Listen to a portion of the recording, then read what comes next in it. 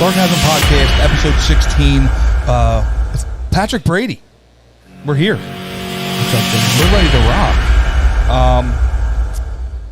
Patrick Brady, if you follow the local MMA scene, is, I think, what do they compare you to? Like a grizzly bear or something? Like you're grizzly bear, yeah, sure. I mean, what do they call you? Are we going with like what animal I prefer to Yeah, what animal do you prefer to be compared to? Let's do gorilla. A gorilla. Yeah. Let's go with silverback. He's definitely gorilla. got the hands of a gorilla. Dude, the hands are crazy. Jesus. What, these? Yeah, you got some mitts These on you, things bro. right here? It's like, what? Did you ever see Shallow Hal? When he's like, dude, it's like shaking a thing of bananas. Yeah. Literally what it's like.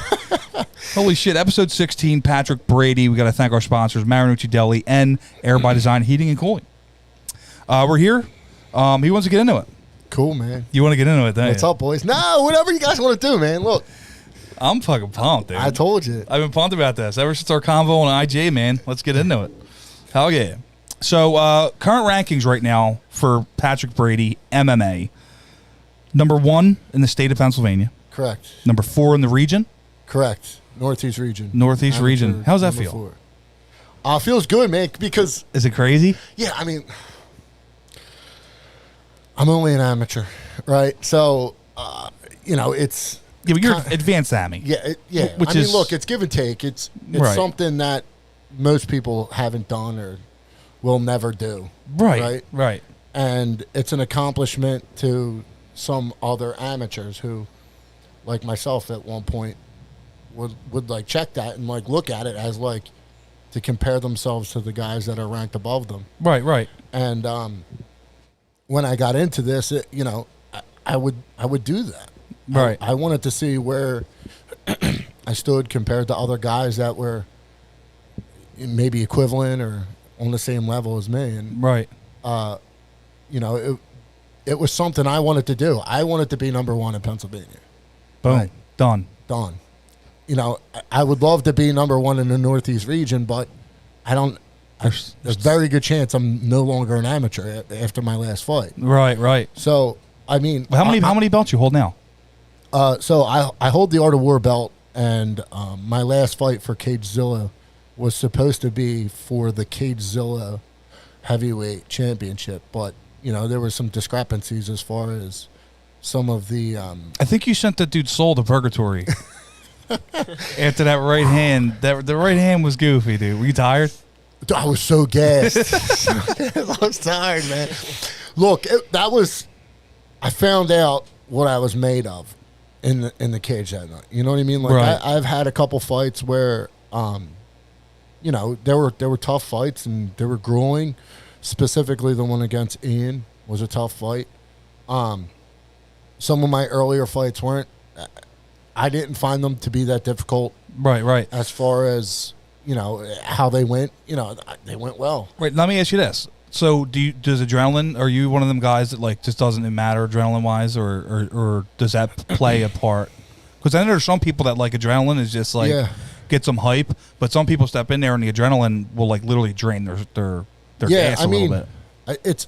I'm still trying to figure out like my feelings and my emotions and what I'm going through like through the entire process, right? Like because you have these different things that you're encountering like as you're leading up to and everything like through camp and just everything in general. Right. And you're all over the place, or at least I am. Well, you hold a full-time job as well. Correct. Yeah. Like you don't do this full time. Now, No. would there be ever a situation where you would try to pursue MMA full time? No. No. I look. I mean, I think that ship has sailed. Well, how old are you? I don't know. If you don't mind me asking. I'm 37 years old, so it's like what? Yeah, I'm 37. So it's like what? It's like, what are you doing, dude? Well, no. I mean, you're 37 years old and sending souls into purgatory. I mean, and he was a young kid, man. He was young. I think he was like 24, maybe 23. Yeah, why'd you do that young buck like that, man? I don't know, man. I had to do what I had to do. Why'd you do that young buck like that? Look, dude, Raiden. He'll never fight again. No, he's going to fight again. You're going to see that kid's name. You're going to see his name around. I know we're kidding, but he's a tough kid. He was big and it was fucking that way. What was he, 6'6"? Yeah, he was every bit of 6'6". I think he's fucking bigger than 6'6". They had him listed at 6'6", but I was looking up, and like, you know, at the weigh-ins, I'm standing there like this, and I never had to look up at an opponent. Right. And he was big, and we knew that going into it, and we knew we had to get inside, right? Right. So we knew how, and where to pick my punches and what to do. You know, the training that I got at Martinez is what really. Well, that was my next question. Yeah. Where do you train out of? I know everybody knows is probably watching this, but yeah. So Martinez, man, we're a bunch of fucking killers. That's over your there. spot. I'll tell you what, dude. Well, who do you train with? So, I train with the guys at Martinez BJJ. But if we're gonna name drop, my main training partners are Chris and Kyle Dawkins, and then on Sundays we have guys, some heavyweights that come in that really give us some work, like John Mercurio, and then we got the kid Ryan Appleby. Oh yeah. The guy Cal, and then you know we have some heavyweight jiu-jitsu guys that you know like to give us our wall work, like guy Oleg and Oleg's an animal. yeah, Dude. Oleg's. Dude, I can't figure him out. Well, speaking of hitmen, I feel like you were a hitman at some point back in your day. Were you? No. I feel like you were a hitman. Dude, I got in some trouble back in the day, but we'll get into it. yeah. But at the gym, so Sundays are our sparring day, and Right. that's when we get into the rounds with each other sparring.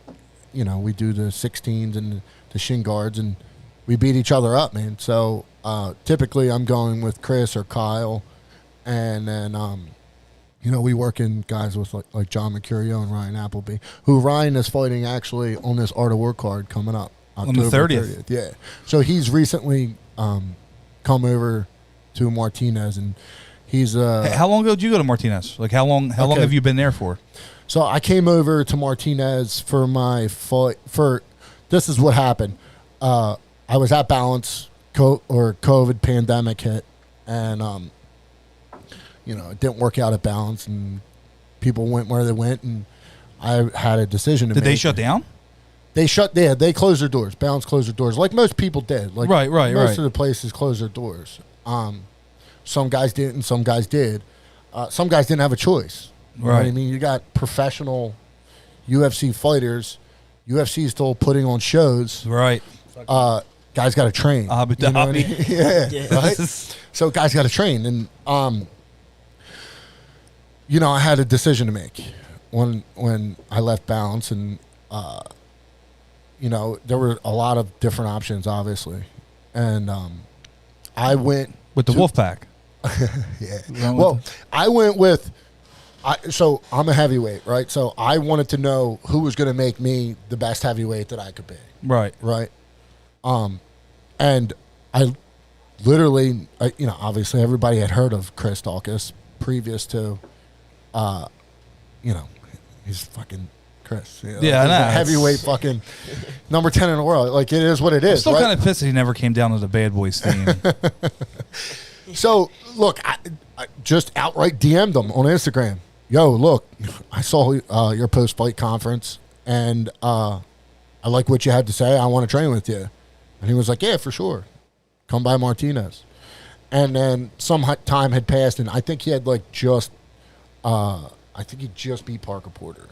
Okay. I could be wrong. Either way, it was his fight previous to Alexei Olenek. And then I had seen that the Alexei Olenek fight was announced.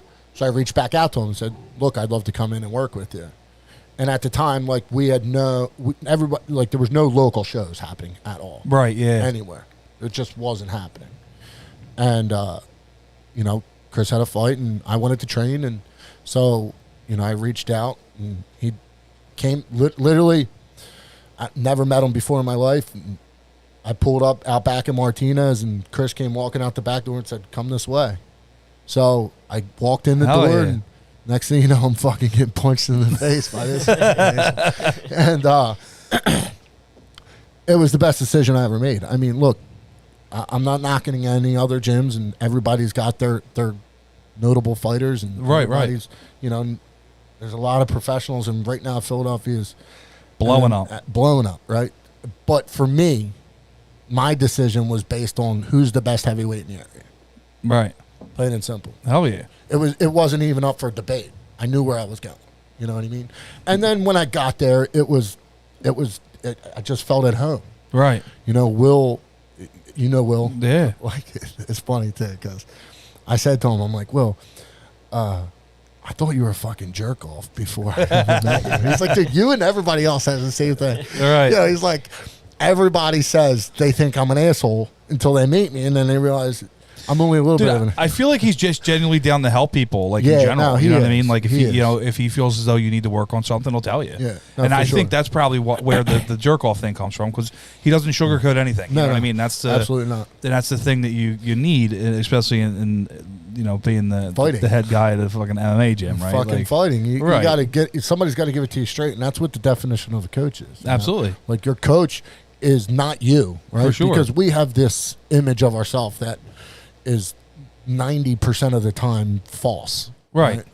And your coach is the other eyes telling you what you can't see for yourself. Exactly. So, and Will knew I had flaws, and he knew where to go and what to do with me.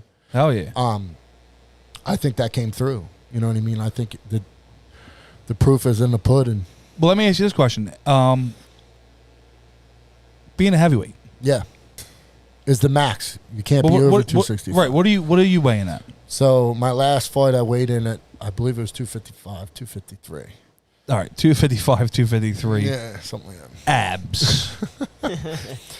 How do you do it? Like just spinach and chicken? I mean, like. All right, so we're being honest there. I eat like shit. Like, just saying, you just killed half a pizza upstairs. Look, man, I try. I really do try.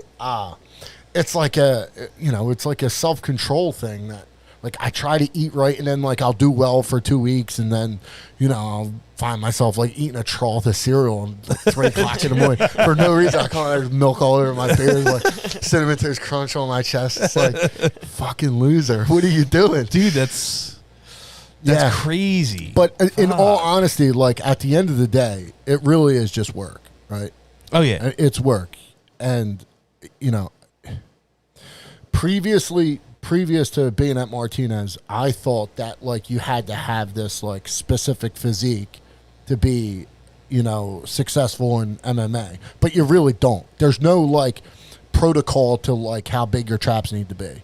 Right. Like, because... So were you, like, a weights guy? Lift a lot of weights? I mean, yeah, at one point, I thought that was important, right? Right. It is, don't get me wrong, but it's not... It's what I've learned is that isn't as important. It's not as much as a priority as other things are. Absolutely. Right? Like what would you think the biggest is? The biggest priority? Gas? Cardio and technique, right? Like, technique is important because with perfect technique, you don't need great cardio, but with bad technique, you're going to need good cardio. Right. Right? A good balance of those two is a recipe for success. You got to have strength as a heavyweight because, that when guys get tired, they like to press you on the cage and they like to lean on you. That's a common theme in the heavyweight division. Right. They get tired, they get inside, they lay on you, and that's where they're resting. Absolutely. So you got to be strong in order to break out of that. But more importantly than strength is technique. You got to know what to do in those situations. Absolutely. Head position, hand control, underhooks, all that stuff. So for sure. With your cardio, like, what are you running? Like, so I don't run. I don't like. I'd like to hear that. Yeah, I mean, I have an elliptical right at home.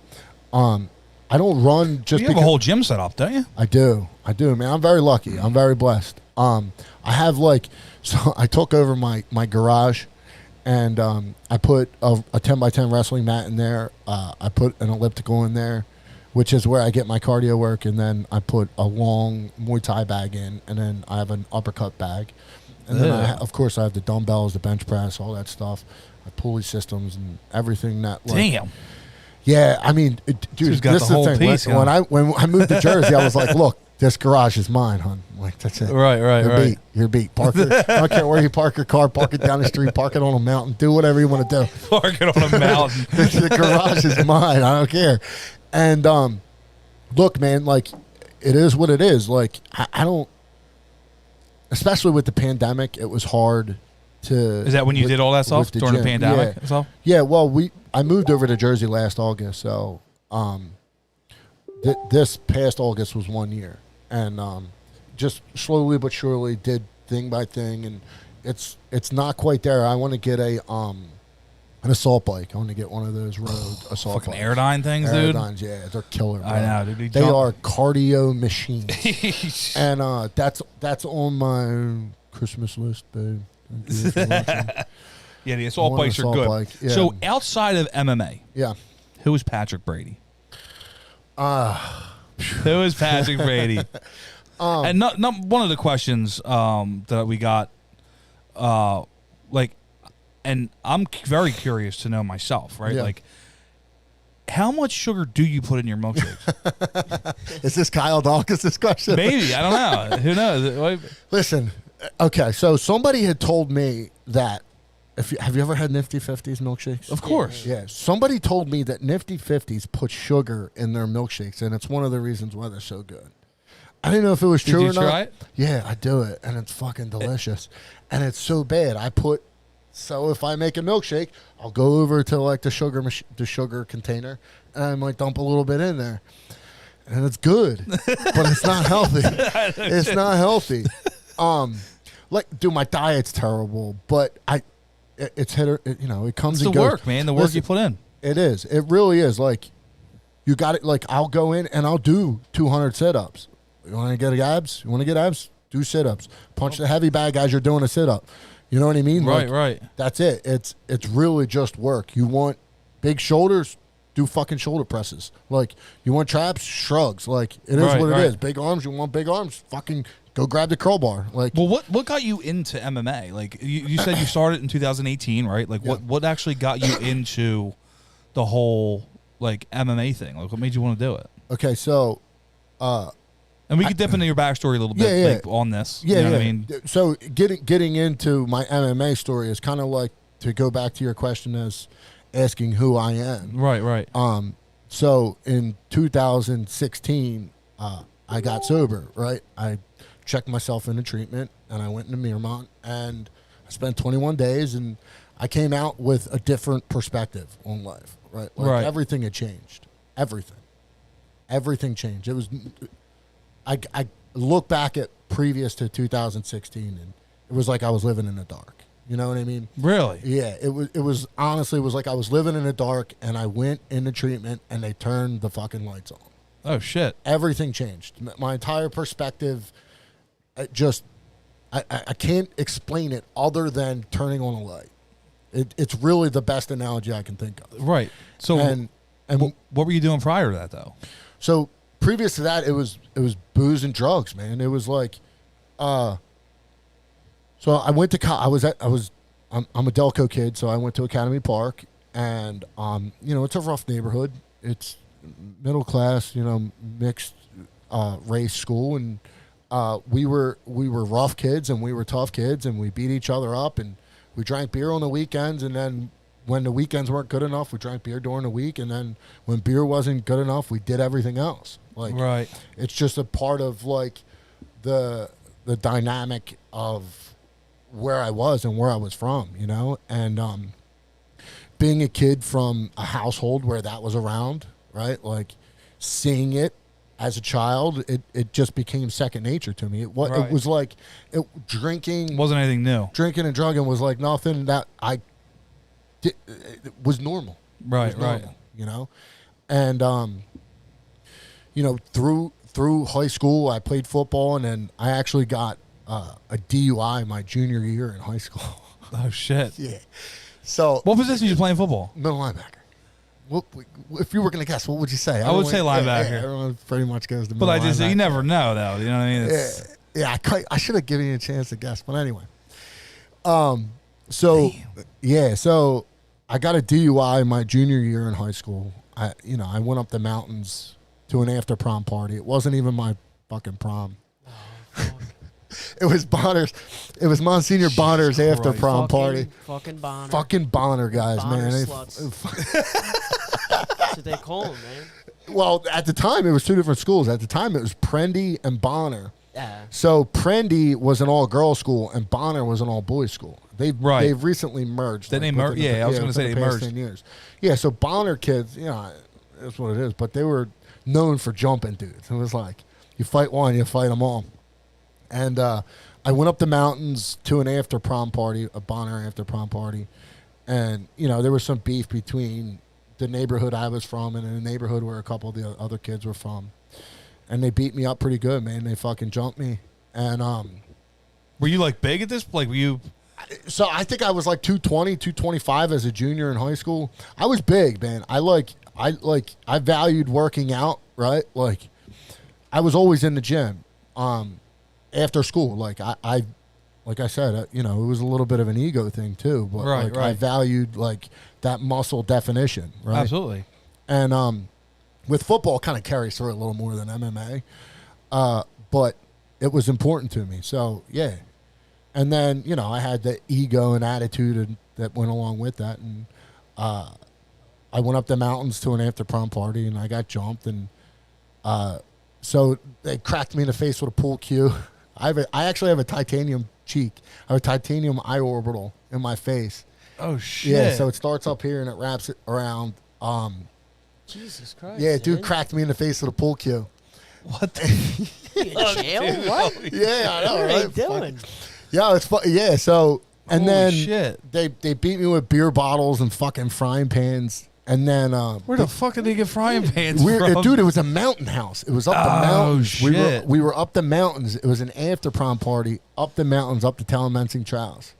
Yeah, man. Damn. Dude, holy I fuck. know. Yo, so of course, well, somehow they fucking put me in my car and they're like, "Get the fuck out of here."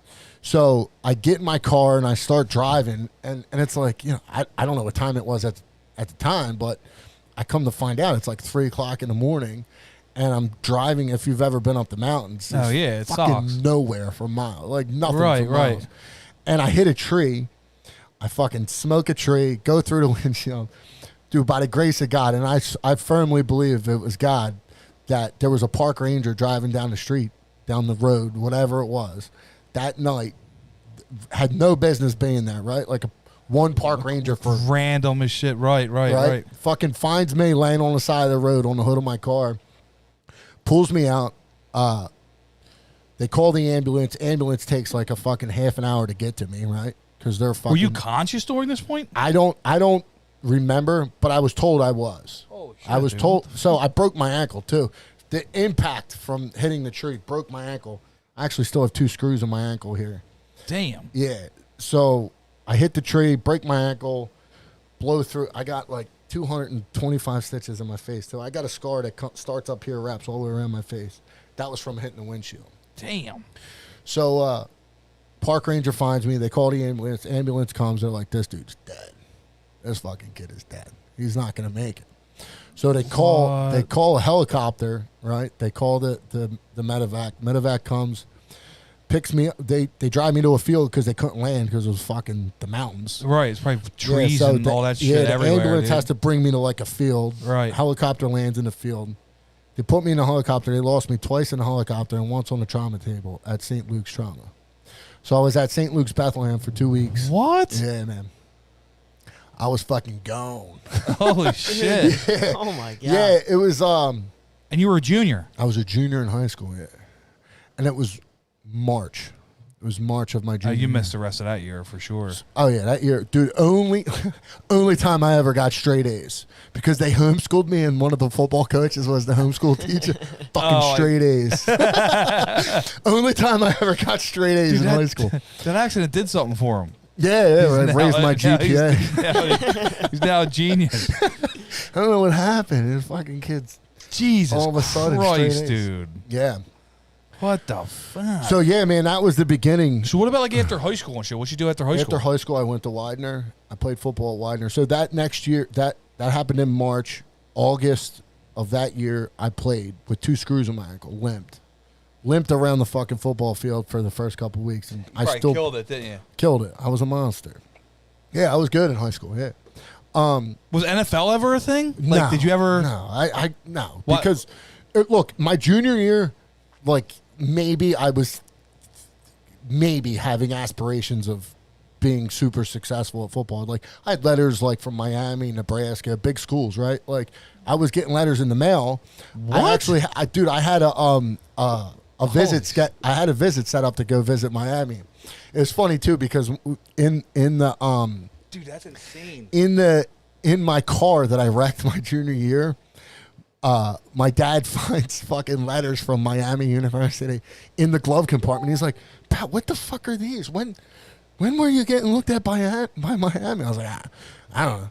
Oh, whatever. Like dude, at the time, banged out into a tree. yeah. Like, all I cared about was fucking drinking and chasing tail. You know what I mean? That's why I went up the mountains to begin with. I was chasing a girl, and it was whatever. At the time, it was what was normal. Dude, junior in high school, Yeah. dude. I mean, Christ, I don't even think the human brain is fully developed here, like 25 years old. Yeah. Or something like that. Something goofy like that. Yeah, so For sure. I went off to Widener. I was at Widener from 03 to 07, played football there. And yeah, man, that's where like that's where like drinking was like really acceptable. You know what I mean? Oh, yeah, for sure. It was like super like everybody drinks, but like I found myself like even on the outskirts of that in college. Like people like were super like people would stop inviting me to parties. You know what I mean? Like they didn't want to be around me. I was that guy. You know, like I would be the guy. Were you like an angry drinker or like happy? I don't know if I was angry or just like thought I was something that I wasn't, or like trying to be something that I wasn't. But like, you know, I was the guy who always kicked the fucking door down. Like, I had to kick the door down. Whatever. I don't know why. I had to kick the door down. I don't know. It was like, right. It was just there. I had to kick the door down. Like, you know, the door's locked, so I kicked it down. And it was, you know, it was a time in my life where that's when I realized that, like, I think I had a problem, right? And, you know, I was introduced to Coke, right? So there was a lot of Coke around, and it just was a part of the atmosphere. And every party, there was always a room that everybody was, like, jammed in, you know, and I was always in that room, you know what I mean? And that was a part of the scene. And then after college, that kind of trickled through after college, right? And Right. I don't want to say it followed me because it doesn't follow you. You find it. Right. And it just kind of stuck to me. You know what I mean? Like that feeling, whatever it was, it stuck to me. So drinking and specifically Coke, like I didn't like opioids or anything like that. That just weren't my thing, but it stuck to me. And then, you know, I got into like bouncing at bars and, you know, just being. You were probably throwing motherfuckers out the bars, right? Yeah, there's some bad stories of bouncing. Dude, that's what I'm saying. So, dude, I feel like even one night of bouncing, there's a story comes. Oh my gosh, yeah. I mean, look, dude, I was. Gunny, what's your craziest war story from bouncing, dude? Because, dude, it's all right. So I won't use any names, but if my buddies are watching this, they probably. So we're at this bar. We're at.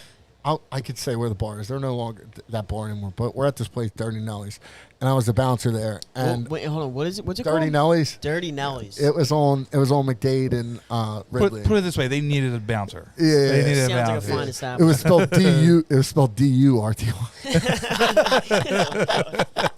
So I'm the bouncer there, and like I'm talking to this girl, and her girlfriend is really drunk, and she asked me to help her girlfriend out to the car. So I walked this drunk girl out to the car, and there's these dudes outside talking shit to me, like, oh, going for the easy drunk girl, like I was trying to like hook up with her or something, but really I was just helping her to her car, you know. And I basically told him to fuck off, kick rocks, whatever, and he started talking shit, like talking more and more shit, right? And so eventually, like, I think the dude starts to get the inclination that it was a bad idea to like fuck with me, and then my one buddy notices that like he's kind of retracting a little bit, so he goes over to him. He starts gassing him up, like, oh, dude, he's really just big. He's not that fucking tough. Like, dude, you could beat him. Shit. He starts like egging him on, like, dude, you could beat him. He's a fucking pussy. Like, he starts talking shit, right? So finally, the dude is like, I guess, I don't know, fucking ate his spinach. And he starts like taking guy starts taking off his earrings and his watch. And I'm like, oh. Wait, this dude had earrings on? Yeah. No offense, Lance, no offense. I got one earring in, dude. Relax. Anyway, anyway, whatever. The idea was that he was getting ready, right? Like I'm like, all right, this guy's gonna like start walking over to me. So he starts like walking over to me, and my one buddy who with half a sense to him grabs him and like does like a leg sweep on him and puts him down. And he's like, dude, don't do it. Like, don't fucking go over there. He's going to kill you. I just took you down easily. He's going to kill you. And he's like, dude, fuck off of me. And like pushes him off. And he's like, all right, don't say I didn't warn you. So dude walks over to me. And like, as he's walking over to me with his hands up, like, you think my punch to Raiden Keller was hard. I hit this kid so hard, I swear to God, he slid like 2 parking spots. Like, he hit the concrete, the blacktop, and slid. It was like in a movie. It was like, ba-boom.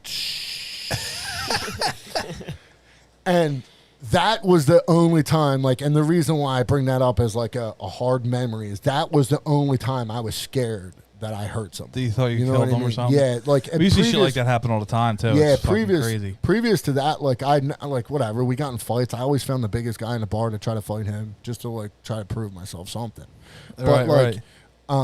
That really resonates with me because it was the only time I was really scared that I hurt someone. You know what I mean? Because he was out cold, and it was like, dude, we went upstairs and we were like, delete the footage, like the whole thing. It was like fucking shit. China covering up COVID, dude. We like fucking. It was, dude. We went. We're like, all right, where were we? All right, here we go. Delete this, and it was scary, man, because I don't know if that kid made it.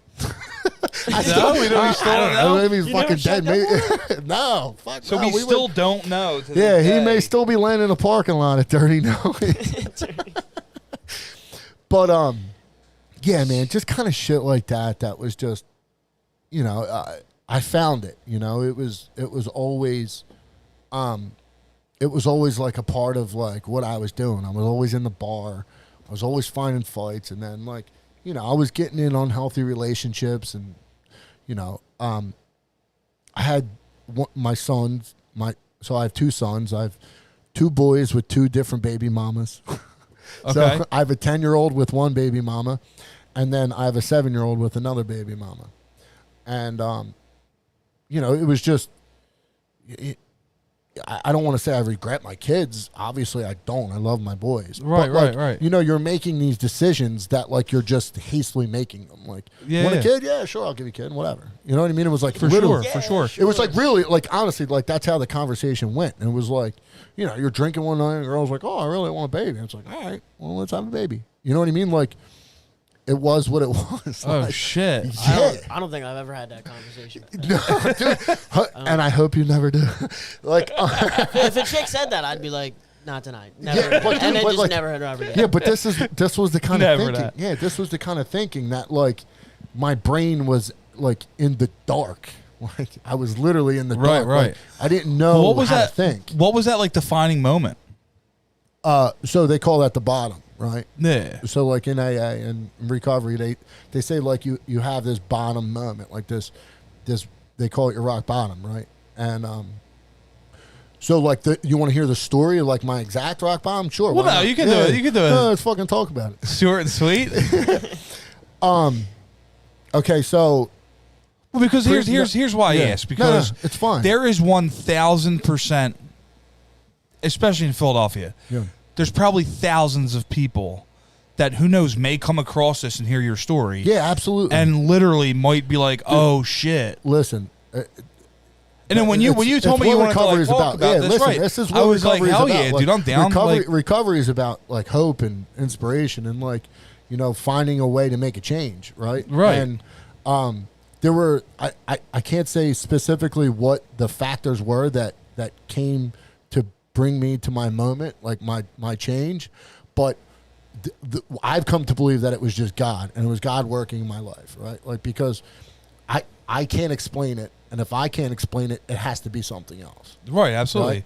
So, for sure. So specifically what happened was my 7-year-old son, who's actually my ex-wife, we were living in Norwood, and she had moved out of the house because I was that bad, right? So she moved out, and now I'm just kind of like on my own, drinking and partying every night, and it was like every night at that point. Like previous to that, it was probably 4 nights a week, but leading up to it, when I got to that moment, it was like every night for 2 weeks straight. And my buddy had bought a bar, right? And they shut it down. They were reopening it, and they came.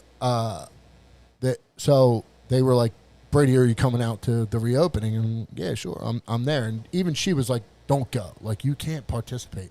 Like, especially how you are right now. You can't participate in things like that." But I was going. It was just stopping me. And I went, and I was just on like a dummy mission, and I tried to hook up with my good friend at the time. I tried to hook up with his old lady, and I was trying to get her to go get drugs with me. And oh shit, yeah, and it was like my good friend. You know what I mean? Like, that's what kind of piece of shit I was. And so he actually calls me out, like, whatever. So him and I get in an argument, and because she told him, obviously. And then I left, and I went home. All right, so at the time, Backpage was a thing. I know where this is going. You can still get on there, I think. So at the he time, knows. At the time, Backpage was a thing. And yeah, man, I was vulnerable, and I made some bad decisions, and a bad decision knocked on my door, and she was at my house or whatever, and then my wife at the time walked in. So yeah, so obviously a fight ensued. Right. You know what I mean? So I have this girl off of a website, and then I have, at the time, my wife arguing in my living room in Delco, like in like a suburban, like Norwood town, like it's like suburbia, and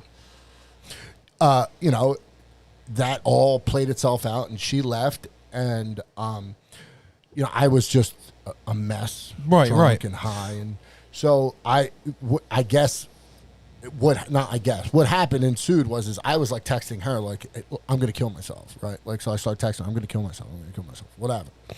And I must have passed out in the carpet and whatever, like face down in the carpet, because the next thing I remember, 2 cops were standing in my living room kicking me. I don't know why every fucking cop knows who I am. Brady, wake up, Brady. All right, yo, you were telling your wife that you were going to kill yourself last night. You texted her and you were calling her, like, oh shit! And then what? You not answering? Yeah. So the cops showed up, and they're like, "Are you suicidal? What are you doing?" And they say you have like a moment of clarity, right? Like in recovery, they say like you have this moment of ultimate like surrender, where like you just have nothing left. You have no lies left. You have nothing left in your body. That you have a moment of truth and clarity. Right. And I just said to the cop, I was just looking for attention. You know what I mean? Like, I don't know what came over me. Like, I just had a moment of like honesty. Like, everything leading up to that was always a lie or a fucking fairy tale or whatever. Right. But I just had this moment where it's like, I just wanted attention. And the cops were like, all right, see you later. And they walked out, right? So, this is where the God stuff comes in, because I had some guys that I used to work with previous to that were sober, and they knew me, and they knew like what I was doing and what I was capable of. Right. And they showed up, man. Like, these guys, they showed up, and they picked me up off of the floor, and they told me I needed to get help. Right. And you still talk to them now? Absolutely. Yeah. Absolutely. Hell yeah. Yeah, absolutely. They saved my life. Like, that's the truth of the matter is they saved my life. And what they were doing, their program that they worked, saved their lives. And the guy before them or the girl before them saved their lives. And so on. And it kind of just became like the operation, like the system that I needed to implement in my life. And it was, like you said, that defining moment that really changed everything. Let me ask you this. How how awesome does that feel, though, right? Mm-hmm. To, like, know where you're at now, to be able to, like, giggle at that, to tell that story. I can't imagine the feeling, to be honest with you. I mean, that's look, like, that's... It's look. It's like losing 300 pounds almost. Not on that level, but you know what I mean? It's like, dude, holy shit. Like, this is what I used to look like. Now this is me now. Yeah, like, it's got to be like there's a responsibility with it. Like, right, what we're doing right now, what we're talking about right now is a part of the responsibility that I have. Getting it out there. You know what I mean? I mean, especially being in Philly, dude. Yeah. Like, you know, you see what it's like in Philadelphia, dude. I see it, man. You see the guys, like, look, everybody sees, like, the guy that's dipping out in Kensington on the street, like dipping out. Right? Like everybody sees that guy. They see the holes all over his arms. They see his shitty clothes. They see, but like, dude, I see a person, right? Like that person can be saved. 100%. Like absolutely. That's not who they are. Absolutely. Like, that's where they are. Absolutely. Right? I feel like people that are, I would say, uneducated, you know, look at that person as, oh, look at this, like crackhead or something. Yeah, someone who's that's an uneducated person right there that literally sees that person on drugs as a nuisance to their neighborhood. Yeah, they're not open-minded. Absolutely, they're not. Like, you want to use the word ignorant, like lack of knowledge, right? For sure, like, absolutely. They lack the knowledge and experience to know what happens on the other side. You know, for sure. And they're, you know. Look, man, it's not for everybody, and not everybody gets it, and some people lose and they die. Absolutely. I feel like the percentage of people that can be saved is higher compared to those that can't, right? Yeah, I mean, if you have the ability to be honest, then you can be saved. For sure. You know what I mean? If you have the ability to be honest and really self-reflect and realize like where you fall short in life and what you're accountable for doing, like what you do wrong. And not what you think everybody else does wrong. If you look at yourself, then you can change. For sure, and it's that simple. Absolutely. You know what I mean? One of the things is the only thing you have to change is everything. You know what I mean? Like right. Like you just got to change everything. Like whatever you were doing before, it wasn't working. Right. You know what I mean? Like it didn't work. You know, and some people don't want to change. Dave, you just fucked my head up with that. Yeah. Because when I look at like my everyday life, I mean, Christ, dude, like we were talking about this earlier. Yeah. You know, I used to be a physical specimen back then. Yeah. You know what I mean? I heard you fall to 85. I do. That was. Somebody told me. What year is it? 2021? This is 2021. It was 10 years ago, dude. Yeah. Damn. 10 years ago. Okay. Now, so come on, man, let's get into it. What do you want to change? What do you want to change? 130. If I had to be honest with you, probably like stop drinking beer, dude. I feel like beer is. What you have to understand too is that like I can't get in that gym right now because of my situation, right? Like I was very active, whether it was going to Martinez or going to the gym to lift and do cardio. You know, and I feel like that's another motivation within itself. Is, you know, you're not just going to go to the gym to kill time. Like you're trying to improve something. You're trying to improve your body. So with that comes the diet. Comes the discipline that goes with it. Maybe the diet. Well, you know what I mean. I mean, you got the fucking. I'm joking. You have the metabolism of a gazelle. I feel like it's, you know what I mean. Yeah. But yeah, so you know when they, you know, you get something taken away from you in that whole, you know, line of, you know, what makes the circle round. It becomes your identity. Absolutely. Right, and you know, I'm sitting at home all day I'm 31 years old. Yeah. I need 2 double fusions in my lower back at 31. You know, my spine was fused, by the way. You what? I'm sorry, but I had a spinal fusion. I have 8 screws and 2 rods in my back right now. What? I swear to God. Dude, you don't have no pain? No, it fucking hurts like hell all the time. I gotta push. That. How do you? I love. I can show you. You want to see? Well, yeah. You want to see? What, upper or lower?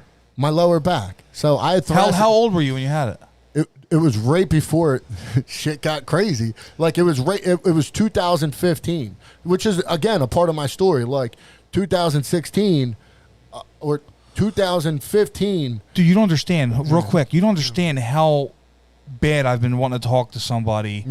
About. Who had like a fusion or something like that. We're here. Let's talk. I hear so many different things. Like I hear somebody that gets it and they're like, don't get it. And then I hear somebody who had it and they're like, well, yeah, for sure. get it. Yeah. But not only that, like nobody will. Okay, so I was. What happened was, and I'm sorry, I didn't mean to interrupt your story. Oh no, I know go you were in the ahead. middle I mean, of a thought. I didn't know you had that. Yeah, so in 2015, before I got sober, I fell off a roof at work and I broke my back, right? And fucking another stupid story, but anyway, I fell off a fucking roof and I broke my back. I landed on my feet, What? but the impact from me landing broke my back. Did you break vertebrae too, or just I broke a discs? vertebrae. I broke a vertebrae. So they rushed me to Crozier Chest Medical Center. Okay. And I was given a choice. It was like, okay, we could put you in a brace and it could heal while you're in a brace for like fucking 6 months, or we can do a spinal fusion and we can work and you can, possibly go back to work in fucking 6 weeks. Right? Oh shit. So I took the spinal fusion, and with the spinal fusion came like fucking oxys and opioids and all that crazy shit. But again, I didn't care for it. But being as the piece of shit I was, I could fucking get rid of it and put cash in my pocket. You know what I mean? Damn. And that's where like the end really fucking took like an express route to like my bottom. You know what I mean? Because now I got like stupid money laying around, and right. It got crazy, man. It got crazy. I mean, my thing is, dude, I would be down to do it, Yeah. but my main issue is that there's like I've seen two neurosurgeons that neurosurgeon. won't even touch me because of my age. Why? Because you're 31. Yeah. What do you mean? Why? Well, because they say they're like, if you get this done, there's no doubt in my mind that within the next 4 or 5 years you're going to need another level fused. You know what I mean? Well, look, so, every case is different. I can't speak for your case. Right. Yeah, and you have to take the advice of your absolutely. So, like, if it was 1-1, if they would have told me, like, yeah, you'd be able to bend over again with no pain, I'd be like, let's set this up right now. Yeah. But I don't know. All right, so you want to see my back? Yeah, fuck yeah. All right, Let me cool. see this Let's shit. see it. Let me see what kind of possible scar I might have here. Is it terrible?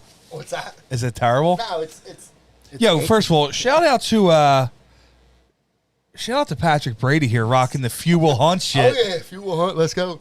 So on my back. Oh shit. You see the holes? Yeah. So Is that where the screws are? Yeah. So I have 8 screws. 2, 4, 6, 8. I know why you wanted to show your back. My new tattoo. The new ink. No, but Dude, you said it doesn't look crazy. You look like you Bane back Yeah. there. I know, dude. yeah, man, it was. Hold on, let me get. Wait, how many fucking screws you got? You're like 2 I know, screws how many short of was- being so what they a do, they- robot. All right, so I have 2 screws in my ankle. I have a titanium iorbital. I have 8 screws in my back and 2 rods. Jesus Christ. That's the extent of my. And I tore my ACL my last year in college too. I played my last year in college football with no ACL. I tore it I tore it the second week in camp, right? And because I was a psychopath, I said, I'm not sitting out this year. I'm going to continue to play. Right. So they fitted me for a Don Joy knee brace, and I played the entire year with no Is that like ACL. one of those like Stone Cold knee braces? Yeah. They all wear them now. It's like mandatory if you're a lineman to wear one of those knee braces. Oh, shit. I think the NCAA may. I could be wrong, but And the ACL too. Wait, hold on. Going back to all your dude, they must love you at an airport. I know. What the fuck happens there? They don't. When I go into like the circular thing where they scan Well, it's you, like a big X-ray, right? Or yeah, something? that's when they see everything. But when I go through a metal detector, I don't beep. I think everything's titanium. Honestly, I think, and I don't know if that goes off or not. Look, I'm not a fucking rocket scientist or anything, but like it does. You gotta have some batteries in you or something. I don't beep. Let me tell you. Yeah, I don't beep when I go through the. Dude, we went to LA and I tried putting a dildo in my buddy's bag, but it was a rubber dildo. Yeah. And like nothing went off. So we go past and I'm sitting there like, dude, I'm an asshole. I literally just put a dildo in my You gotta buddy's bag. turn it on. If it's mechanical. Well, it wasn't. It was a rubber dildo. It was a wall banger. I said he should have just like. you gotta do your homework. If I you're gonna didn't prank someone, you know, gotta do dude. your I didn't fucking know. homework. I would have got the girthiest fucking electronic cock ever. And with like a remote control, so I you can know. like turn it on. I would have had it be like, open me. And then like when they're looking for it, like shut it off and then turn it back on. Like, Dude, fuck it. I was so like let down after that happened, dude. Yeah. It was bad. That's funny. It's still in. I guarantee you right now, it's still in the fucking hotel room in L.A. on Venice Beach. That's funny. We hid that motherfucker in there, dude. That's so It's dirty. in the bag. It's in there. Unless one of the maids got it and like dusted it off and fucking kept it. I don't know. So you're back. Yeah, You're dude. at It's like a crossroads. yeah, because right now I'm waiting for approval for my insurance to. It's called a stim wave. It's implant where they implanted in your spine where the spinal cavity where your cord sits and all your nerves spring out. And basically, whenever it senses pain, it like shocks you, so you don't have pain. Yeah, I mean, look, And every I'm just case is waiting. different, but I mean, look, to be honest with you, I take a risk every time I suit up. You know, every time I gear up. Oh, 100%. Like, there's a chance that there's always a chance that somebody gets seriously hurt when participating in mixed martial arts, right? Shit, dude, like, no that shit. chance Look at always fucking exists. the dude that Pat Sabatini. Yeah. Look at the dude he just fought. He just Did he rip his knee apart? He Is that just gone? ripped that shit apart. Gone, He's not yeah. going to fight for if he ever fights again, which he probably will, right? I mean, he's Yeah, a young guy. yeah. He can probably heal pretty quick, but that's at least All of that's it a ripped, yeah. It's Yeah. I'm talking meniscus, fucking Oh, ACL, MCL, yeah. patella, everything. Dude, it's probably gone. Yeah. At that point, but yeah, no, I agree. 100%. I mean, look, we take that risk, and probably more me than most because of some of my ailments. But, dude, I'm just like, to go back to our original question and how I got into MMA. I'm just like, dude, I get one of these, right? I get one go around, and I'm trying to like make it memorable. You know what I For mean? sure, Like, absolutely. I want to do because, dude, I live. not only that, you got something to show your little ones, dude. You kidding me? I mean, look, dude, I lived in the dark for so long, right? Like, Right, fuck right. it, man. I want to be in the light. You know what I mean? I want to do something memorable. I don't want to be that piece of shit that everybody knew. You know what I mean? Like, Absolutely. Anybody who knows me now, right? Like, truly knows me, who's a friend who I talk to on a regular basis, does not think of me as the way I used to be. Most people don't even know me from that period of time, or, you know, I cut ties with a lot of people that, you know, were just, Like toxic or something? yeah, well, look, somebody's only as toxic as you allow them to be. Like, people are who they are, and it's your responsibility to create distance, right? But they're them, and I'm me. Ew, and that's- see, dude, you're hitting me with fucking. Yeah. This is church right now. I feel like. you know, and look, I'm only gonna continue on my path. If that's their path, that's them. I'm not saying I'm creating distance. It's just where I'm going. Right. You know what I mean? Absolutely, for sure. It is what it is, and you know, I'm not judging them. It's just not what I want to do. And what happened was so in 2016 I got sober, and you know, I started to get back into the gym, and I started you know, saving my money, and everything started to come together, and I started to get a good mindset, and started to, you know, like I said, the light turned on, and I used to do some boxing, right? Like the tough man stuff, right? Like With the big, like, 16-ounce gloves and shit. like the Damon Feldman fucking tough Yeah. man shit. And I'd done some of those like right after high school, before college, and like, you know, I had a couple fights where I just went in there and fucking knocked dudes out, and like it was silly. Dude, what was that like knocking somebody out for the first time?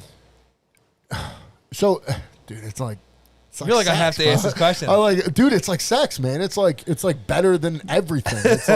It's like you know, it's like I'm addicted to something else now, right? Like, if we're really Right. really diving into like what it is. I know, like, dude. It's like if you're really diving into the chemical, whatever's happening to me when I'm fighting, it's like your serotonin's going, right? Like your dopamine's going, your adrenaline's going. Like all of these different chemical reactions are happening inside you. And to say that I'm not addicted to MMA would be a lie. You know what I Right. mean? Like it's another addiction, but it's a healthy one. right? Absolutely, Like for it's sure. something that I consider like to be healthy. Maybe some other people don't consider MMA to be healthy, but right. you know, like to me, the camaraderie, right? Like because dude, that goes a long way. 100%. Right? The camaraderie that's in MMA goes a really For sure. long For way. sure. And so I did a boxing match in sobriety, and I was there, and then there was actually an Art of War fighter that did that boxing match. I was the main event, and he was on the undercard, and he was talking shit after the fight. He was like, "Oh, you ain't that tough." I'm like talking shit. I'm gonna out on Flash Bradley. He's fucking talking shit, saying I wasn't, you know, I ain't all that shit, right? And you know Flash is, you know who I'm talking about? Yeah, for sure. Yeah. So he was talking shit at this fucking boxing event, saying that I ain't that tough, right? So he's like, I do MMA. I'm like, fucking, I don't know. Chuck Liddell? Is that what we're talking about? Chuck Liddell? Is that like, dude, I didn't know shit. I didn't know shit. Yeah, are we talking about fucking Chuck Liddell? And, he's talking shit, and I'm like, all right, fuck it. I'm going to do MMA, right? Like, that's what I'm doing. So I reached out to Quintella Muay Thai Brazilian Jiu-Jitsu down in Ridley. Okay. And actually, first, I reached out to Mike Bickings, and I said, I want to do MMA. Never having had done MMA ever in my life. I call a promoter for a fucking, a cage fighting promotion on the phone. Yo, yeah, I want to fight. And he's like, do you have any jiu-jitsu background at all? I'm like, no. What is jiu-jitsu? Like, literally, what is jiu-jitsu? Right, I have no fucking clue. I've never been on a wrestling mat. Never. Ever. And he goes, dude, you need some jiu-jitsu background. I don't care how many tough man fights you had. Like, this is different. Right? This is different. And that's when it started settling in like, oh, shit, Flash was kind of right. Right. Shit, maybe he can beat me the fuck up. And probably at the time, he may have been able to. You know what I mean? Right. But, like, again, like going back to, like, me wanting to be number one. So you just, like, fall in love with it and shit when you soon as you did it? Fucking hooked. Really? It was like my first line. You know what I mean? It was like, dude, I was fucking bent. I was on it, man. It was like, so I talked to Mike. I called him, I want to say it was in August of 2018. And then he was doing a card in October of 2018. And he said, if you do 2 months of jiu-jitsu, I'll put you on a card. Like, Mike, you fucking scumbag. You let me get in a fucking cage. I'm like, no, I love Mike. I'm joking. Oh, yeah, Mike, for Mike sure. is a great friend of mine. Absolutely. He knows I'm only talking shit, but he still let me get in the cage. Only have been doing jiu-jitsu for 2 months. Well, how'd that go? I lost, man. I fucking lost to Mark Covington. He took me down, and I couldn't get up. I didn't know how to get up, right? He was a wrestler, and I'm in there trying to knock his brains loose, and I chased him around the ring, didn't know how to cut an angle. I literally chasing and not doing anything correctly at all. Just in there trying to kill him. And, I overcommitted, and he came underneath me, took me down, I want to say like once or twice in each round. And I couldn't get up, and there were 2-minute rounds, and that was it. I was done. I lost, And like, did that discourage you at all? Nope. You just lit a fire underneath my ass, man. Now it's like, all right, well, now I want to learn how to get up. You know what I mean? Yeah, so for now sure. I want to learn how to get up. And the Bickings, he saw something, and he liked my attitude, and I think he kind of liked my physique a little bit because it's something he could sell, right? And he gave me another fight against Mike Evans, who I hit with an uppercut. And that lights out? Yeah, he went down. And he's actually fighting on this October 30th card, too. He's fighting Brian Torres, I think. So I hit him with an uppercut. I think I broke his jaw. Oh, shit. I was told I broke his jaw. And then he went down, and for some reason, I think Osagi, what's his name? Osagi, the referee, he didn't stop it. Like, dude, he didn't stop it. I hit him with an uppercut, and I watched him drop, and I'm like, all right, I guess I'm going in for some knees now. So I went down to side control, fucking rolled him over, and unloaded some knees, and that's when, he came in and stopped it, and maybe that feeling, that first win. Oh yeah, I was hooked, man. I love it. There's nothing like it, dude. You won. You fought. I know, right? You fought. When you said. Oh, by the way, Joey Parkinson was the promoter for that first boxing match I was telling you about. The tough man. Yeah. No. The recovery one.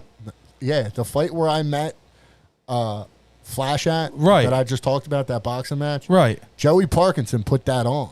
He was the guy who organized the entire event.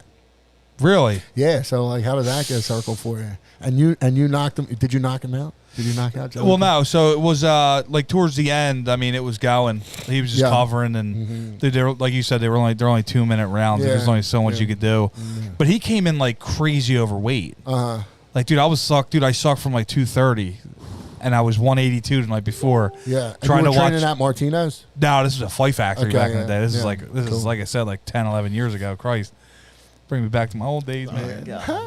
Nah, but yeah. So the dude Bill Shook calls me and he's like, "Yo, dude, this dude's like well overweight." He's like, I was 182 the night before. He's like, "This dude's like 210." What? I was like, "Well, dude, I have like my ticket sold. I have to fight him. Like, I fight. can't not fight this dude." Absolutely. He's like, "We'll make him cut weight overnight." I'm like, "Dude, he's not gonna get down." Yeah. So, What dude, did he get down to? he got down to, I want to say like 199 or something like that. Yeah. And dude, I went in with my whole suit on. I was like 187 because we had like Fight Factory Yeah. like sweatsuits and shit. Yeah. And yeah, dude, I Ran weighed it in. underwater. Yeah, dude, I weighed in with everything on. Dude, it was like 187. And he weighed in balls naked, dude. He was like 199 point something. And I was just like, whatever, fuck it. And the dude tries to have the balls. He goes, "Dude, he's all legs. He's all legs." Listen, I know Joey. I know him personally. Yeah. He's a good dude. Yeah, for sure. Well, no, we were talking afterwards. I mean, there was no animosity or anything. Yeah. It was just like, and then like when they first gave me the fight, I was just like, oh, well, what the fuck? Like, I don't even like, what do I do now except train? Like, do we got to look at this guy's film? Like, how does this work? And he's like, no, dude, it's an amateur fight. Just they were like, just take him to the ground and you'll be all right. Yeah. But then he did boxing. Like, Yeah. So I gave him like some tastes of like leg kicks and shit. You did Mark Covington to me.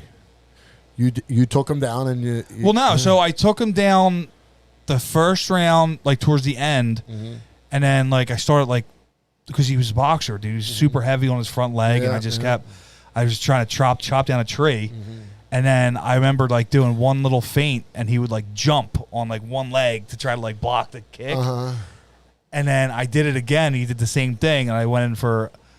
I'm going to call it a football tackle. Oh, yeah. Like it was a terrible attempt for a fucking takedown. That's funny. And then he wound up slamming me, and then they stood us up because an amateur, I guess you can't slam. Okay. And then I just used that. Yeah, but it scored. The slam scores, right? Like I don't know, dude. Yeah. This is I don't even know. I just know that he stopped it and stood us up after he, you know, because he wound up on top, and then, but yeah. So once I seen him like trying to like really block the kick. I just like used that to my advantage, and it was just I didn't take him down the rest. It's on YouTube. Oh, yeah. I'm gonna look it up. We'll watch it. Yeah, we'll watch it afterwards. What have you seen it recently, Connor? No, I've never seen it. You've never seen it? He's never seen it. He what? hid this from Dude, me. I do so much homework. Like I do so much watching a film. Like I'm gonna fucking watch your fight now. Like that's what, dude. I love it. Like I'm hooked on that. Like I love watching. I don't look the same. Yeah, I had hair. Well, we're talking about change, right? I was 115 pounds lighter. That's cool. It's all right. It's terrible, man. Right. I don't know. Maybe one day. Maybe if I'm telling you, maybe if they give me the surgery and I'm good to go, dude, I'm going back in there, dude. Yeah. So 2018, I'm 37 now, so I'm no mathematician, but what was I 35? 34, 35? 34. Right? 34, my first fight at 34.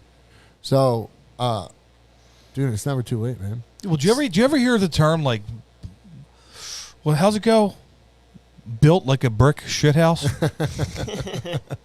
Is that's the correct term? I think it's something like that. I think I've heard Are we that being one. sarcastic? Not on the sarcasm podcast. Not on the sarcasm podcast. I mean, I don't know. I mean, dude, I didn't think you were 37. Fuck. I thought you were like 34, 35. Yeah. I can't even tell. He just looks like a lumberjack. He looks ageless. Lumberjack. To me, he's going to be alive forever. It's like shaking a fucking thing of bananas. Dude, look, I mean, at the end of the day, for Few Will Hunt, like, dude, I love their message, man. 1,000%. Dude, their message is fucking hard work, dude. Like, for sure. And at the end of the day, like, there's some days where I walk out the door, like, and my wife will tell you, shout out Kirsten, love you.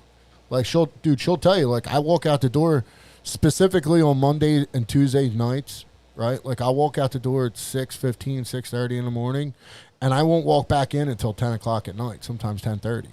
Because Do you go right to the gym after work? Exactly. So I live in South Jersey, but I work in Newtown Square. So I drive over the bridge over to Philly, like Delco area. I work all day. And then instead of coming back over the bridge, like we have class on Mondays at 8 o'clock, like I'll just go, I'll kill time, I'll hit a meeting, an AA meeting before class, and then I'll go to class. Like, so that'll be like my Monday and Tuesday routine. And then like after class, I drive home. So we're looking at like 8, 9 o'clock. Sometimes, you hang out, you bullshit till 9:30. Right. I walk in the door till 10 o'clock. And dude, if that's not the definition of work, and like, Right. You know, that's just, and it sucks because it's really super selfish. You know what I mean? Like, if you think about it, like how selfish that is, right? Like to leave in the morning, leave your home, leave your loved ones. I just had a son, like a baby, like leave everything, and not come home for more than like 16 hours. Like that's super selfish of me, right? But I have to, right? Like it's for me. Nobody else is going to do that for me. Yeah. Absolutely. Nobody is going to do that for me. Well, I got to do it for myself. Well, here's how. I mean, so I would think of that as sacrifice. Yeah. Say you become like the heavyweight champion of the world or something.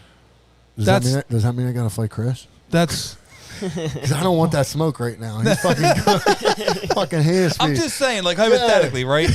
All of that would be like sacrifice. Yeah, that had to be done to get you where you wanted to be. Yeah, that's fine. That's fine if you're looking at a goal, right? I don't know that I necessarily want focus on a goal. Well, no, I want things, right? Like I want it to be number one in the state. I want it to like you have these small goals that like are achievable, right? Right.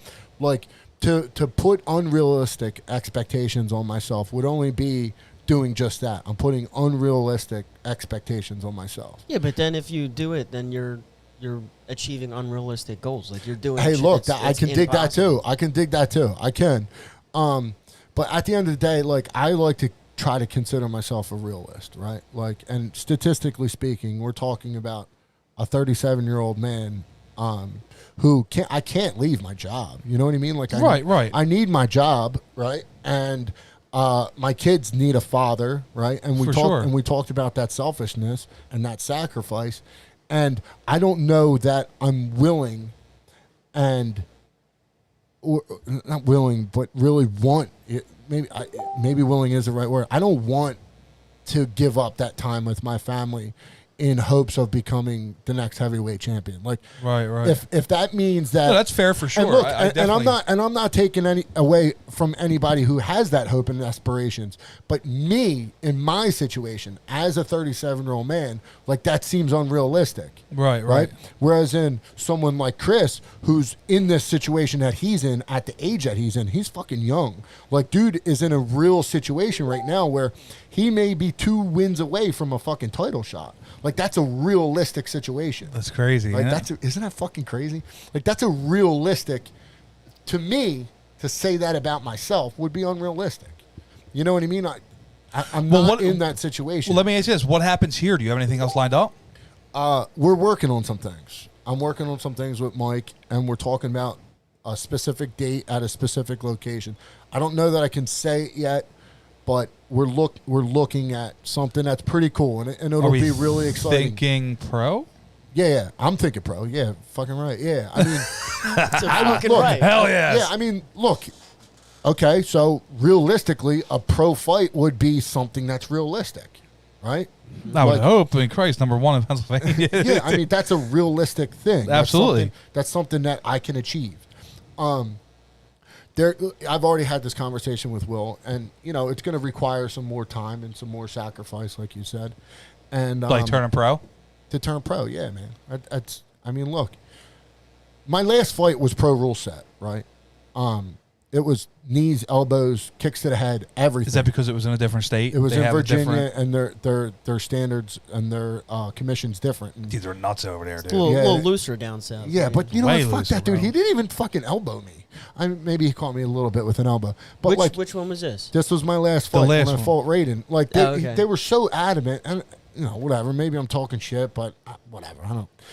Look, they were adamant about being able to use elbows and knees to the face or knees to the head, and like they were adamant about fighting me in Virginia so that they could utilize these weapons as they call them, and then they didn't use them. Fucking you know what? Fucking Will said that too. Will was like, "It's bullshit. Like they want to fucking use these weapons, but then they don't use them." He's like, "I've seen it 1,000 times. These fucking people, they want to use specific weapons, but then they don't use them." Right. At the end of the day, I was the better fighter that night, and it was as a direct result of my hard work and my training, my partners and my work ethic and everything that went along with it. And like, I was fucking proud of myself, dude. I went down there, I beat a young kid, right? A young 4-0 fucking top prospect, big, athletic, grappling fucking machine. Like, that kid was a good For sure. grappler. Like, he fucking submitted Ian in the first round, the first 2 minutes of the first round. Like, and Ian gave me a hard time, right? Right. Me and Ian fall to a draw. And Raiden went out there and made light work of him. And I'm not knocking Ian. I respect the shit out of Ian. For sure. He's making changes accordingly to, like, that dude's another kid that you're going to see. He fought, so every year they have that, they just started last year, but that Aiden's Turkey Brawl. Uh-huh. He boxed in that. What, against Justin? Yeah. Yeah, against Haskell. Yeah, it was just that little, I commentated that kid's got hands, dude. Yeah, he's got hands. He's got good striking. And I'm sure as a result of losing to Raiden, he's working on working off of his back and submissions and stuff like that. For sure. There's a possibility I fight him again one day. Like, it is what it is. I know. It is what it is. Hey, look, man. Who wins right now? Me. What am I going to say him? Like, I don't know, dude. I had to test it. Who the fuck would I be? I had to test it. I had to test it. Who the fuck would I be to say I'm going to lose? Like, I had to test it. Yeah, I mean, I don't know. I could see you giving like a political ace. It's like, oh, well, the best fighter. I like Ian. Ian likes me. We have a mutual respect for one another. So that happens. Super respectful to one another. For sure. What's that? No, I'm saying like that, the political answers, but I love the fact that he's like, fuck that. I I'm like that winning. better. He's like, nah, fuck that. I'm a cowboy. I mean, look. Kicking doors down. Yeah, right? I mean, look. No pun intended. Again, I'm not going to beat a dead horse. Ian and I respect the shit out of For sure. one another. And if you ask Ian that same fucking question, he's going to give you the same answer I just gave you. He's going to say he's going to knock my head loose, right? And I would want him to say that, right? Like, because that's the inner competitor in both of us. Like, he was probably fucking devastated to that loss against Raiden, right? Because that fight was supposed to be the setup for the rematch between Ian and I. He was going to fight Raiden, beat him. I was going to beat my guy Gavin, and we were going to fight each other for the rematch. And it was, it was supposed to be the fucking a prolific fight. And it was supposed to be, a highly anticipated fight. It may still happen. It could still happen. I don't know. We never know. I'll get the scoop, guys. I'll get the scoop when this is over. We'll see. I'll put it out. Yeah, right. I'll put it out there. Ask Mike Pickens. I'm gonna talk to your. Oh yeah. Hell yeah, dude. Let me see here. Dude, let me take a piss real quick. You are the fucking man. Yeah, go. Just watch your head on that. Yep. That thing is brutal. 100%. I gotta thank our sponsors. Marinucci's Deli. Best deli in Philadelphia, hands down. No literally, cap. physically, no cap. Apparently, I've been using that wrong. I apologize. Terribly. I've been using the no cap thing wrong for quite a while. He called corn capped. He's like, that corn's cap, and I was like, I don't even know what the fuck. I called a stalk of corn cap, and I apologize for that. I literally apologize. So yeah, Air by Design, heating and cooling. Goats. In the HVAC business in Philadelphia. 100% for sure. Here with Patrick Brady, heavyweight. MMA guy. Did you get it? Yeah, all good. You whacked it? No, I didn't flush it. No. I'm talking about your head. I thought you whacked it. You got him running. I felt like suicides now. I felt like a thud. I heard a thud. I was like, dude, he did it. What I missed? Were you guys talking shit while I was going? No. I was just thanking our sponsors for this lovely episode. Yeah. For sure. So look, what we were talking about was how I got into MMA, Right. And that was my story, man. I found something that, like you were talking about, your identity. You know what I mean? Absolutely. You had an identity that was, altered by a life-changing situation. Correct. You know what I mean? And it kind of defines you. Dude, right? It sucks. It's fucking hard, man. And look, I was, dude, it's fucking not easy to make that change. Not easy. People think that like, oh, you just fucking do it. No, dude, something like prolific needs to happen. Right. Like there needs to be like a fucking bomb that goes off inside you that changes everything. For sure. You know what I mean? I mean, like, let's just look at my teammate Chris. Like, dude, something happened. He made a fucking change, dude. That dude lost weight, and he made a fucking change in the fight game. And look at what he's doing now. A fucking bomb went off inside him, and something changed. Crazy shit, dude. You know what I mean? Like, and that's what I'm saying. Like, something that is inside everyone, that, like, that change is there. Oh, for sure. It's just got to happen. And my belief is that it comes from a higher power. Like, and that's what I hold on to. I hold on to that. Absolutely. I mean, I'd be inclined to agree with you there. Kind of dig down deep and do things that you wouldn't normally do. Well, this is on your note. What you're saying, do something you wouldn't normally do, is the idea that I like to think of is that I'm not even in control, right? Like, to say I'm doing something that I wouldn't typically do would still mean that I'm in control, right? Like, I'm not in control of my life. God is in control of my life, right? Like, he's calling the shots, because when I called the shots, I ended up on the fucking floor with 2 cops kicking me. Right. Right? Like, that was me calling the shots. Right? Ew. But when I Dude, your analogies tonight are fucking so on point. Dude, listen, when I forfeited, when I surrendered, when I gave up my decision-making process, and I let God make choices, and I let the people around me make choices, that's when the change happened. You know what I mean? I started just listening. Like, all right, don't fucking do that. Right, right. Yeah, one of the things they say is, like, you know, you've been steering the wheel behind the car your entire life, and you've been crashing into fucking everything that you drive near. You know what I mean? Right. Get in the fucking passenger seat and let God steer the fucking car. You know what I mean? Like, move the fuck over and let somebody else steer the car. Right. Because you crash. You're a fucking idiot. So that's been the basis of, like, everything. And look, man, I try to live with a certain life of principle, of integrity, and hard work. And, you know, if you got to be accountable. For sure. You know what I mean? And if you appreciate someone, you let them know you fucking appreciate them. And if you know, you have a problem with something and something needs to get worked out, you work it out. That's it. Because if you just fucking bury a problem, it only stays there. Absolutely. I mean? So that's kind of like how this entire MMA journey happened. You know what I mean? It was something that just fell on my lap. I was in the passenger seat. I was letting somebody else do the driving, and good things happened. It's kind of become like an identity, and, like, ultimately, like, at the end of the day, I have to be able to deal with what happens when I can't do this anymore, right? Like, because that's a reality, like, that you face. Right, right. Like, what am I going to do when I can't do MMA anymore? Who am I going to be? Is this my real identity? Is this all I am? And my answer to that is no. You know right. what I mean? I mean, it's become something I love and something I do. It's become a part of my identity, but it's not who all you that are. I am. You know what I mean? Right, I have 3 boys.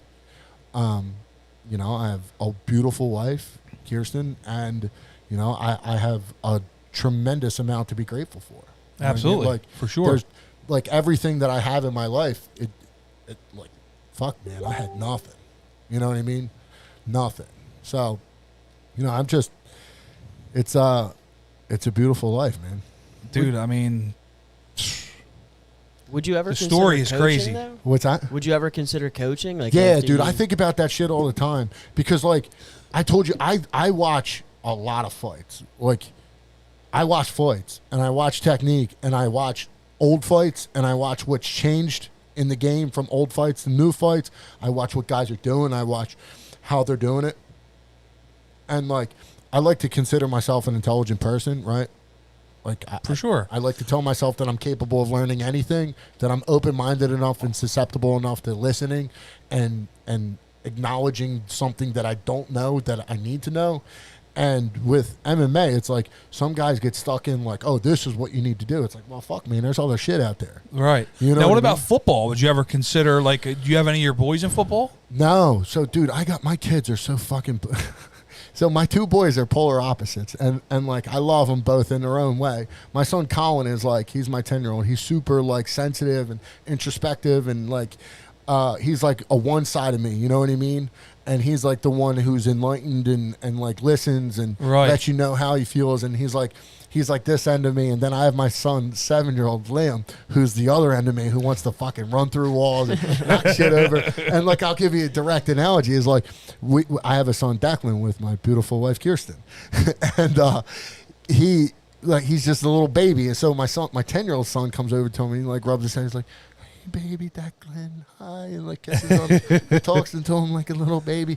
And then my 7-year-old's like, "What's up, Declan?" Smacks him in his ass. I'm like, "It's fun." Just two totally different approaches, And like, that's great. One is like a savage killer. Is like, "Dad, when can I do jujitsu? When can I punch and kick?"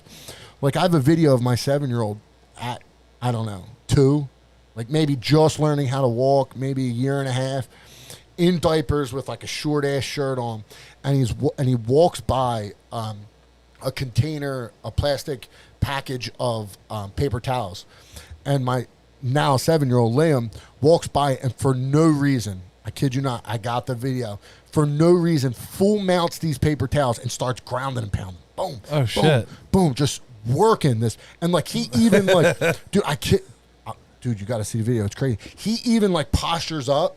Like, he postures up, and it's got great fucking technique.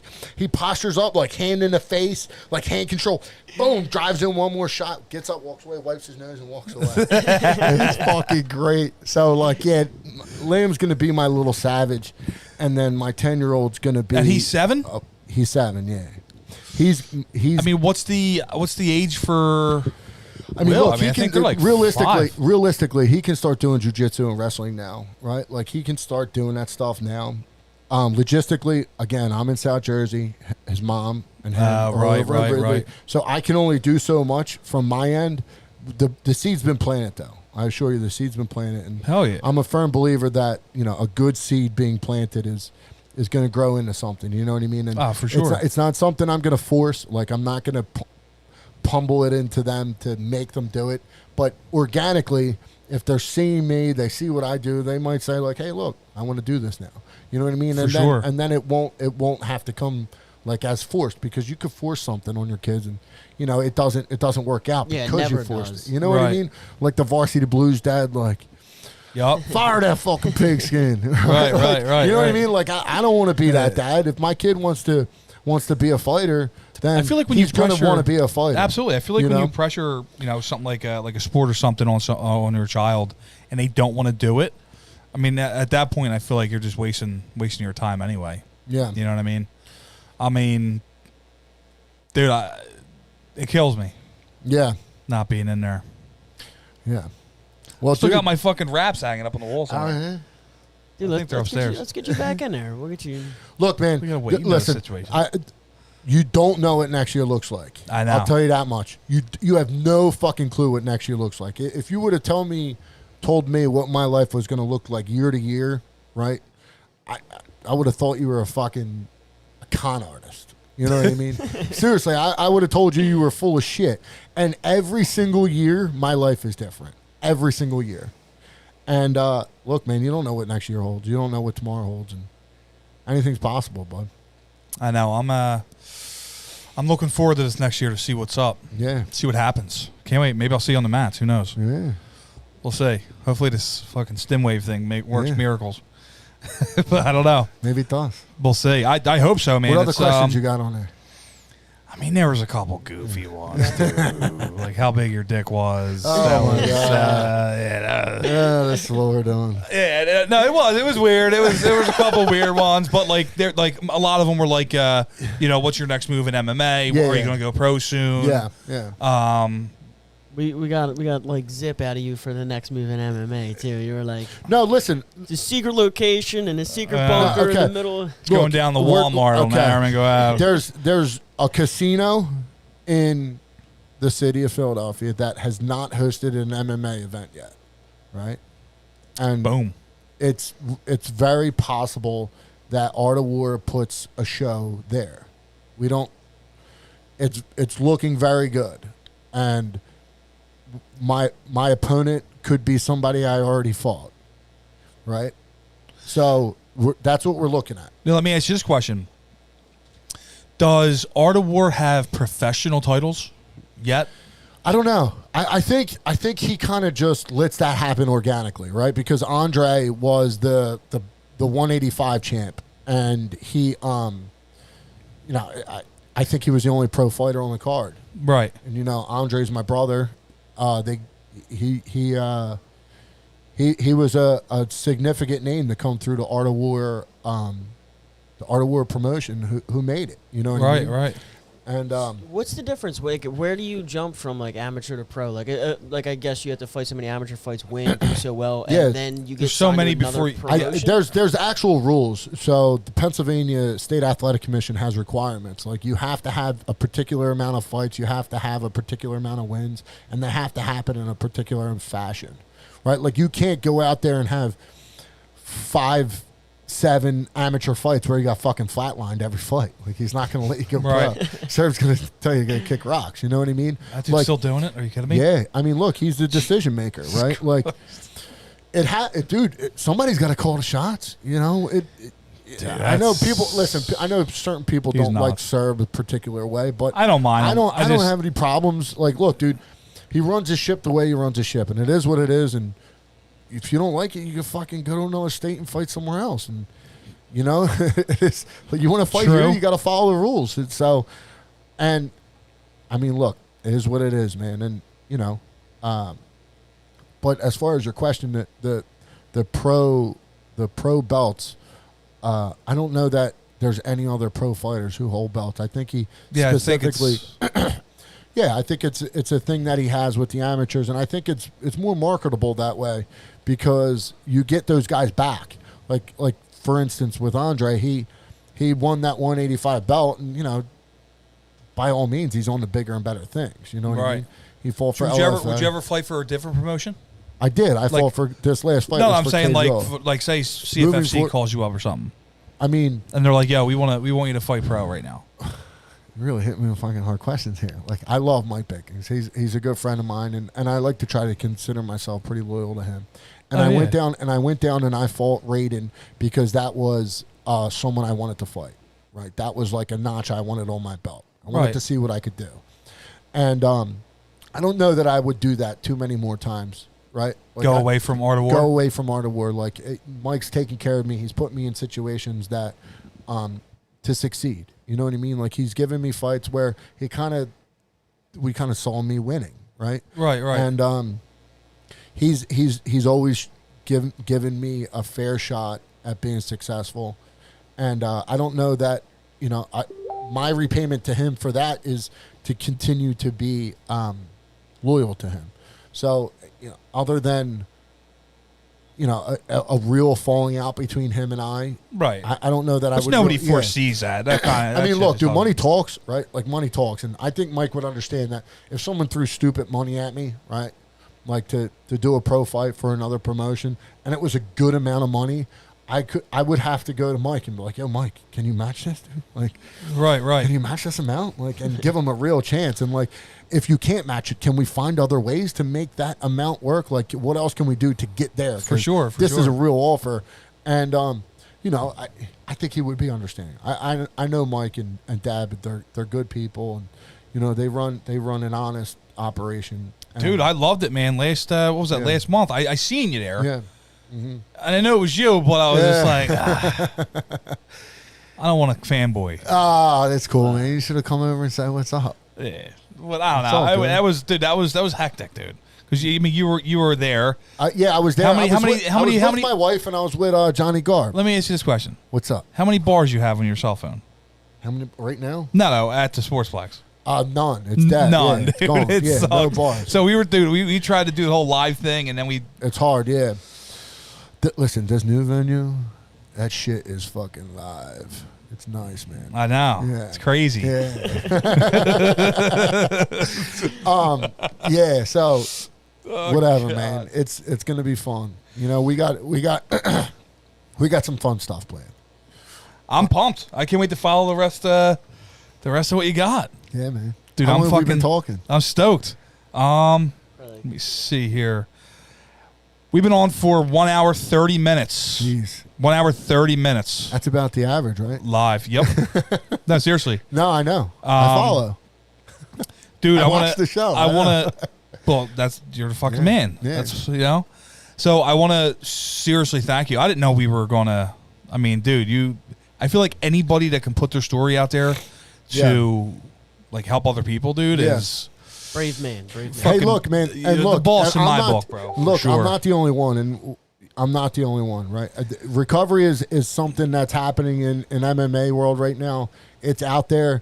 I look, I'm not saying anything that wasn't said already. Like, right. But my boy Andre, he was just at his post-fight conference at the UFC. You know, he said some shit that people should look up and listen to. You know what I mean? Because it like, look, man, we do recover, and it's a beautiful life. You know what I mean? When you make that change, so. For sure.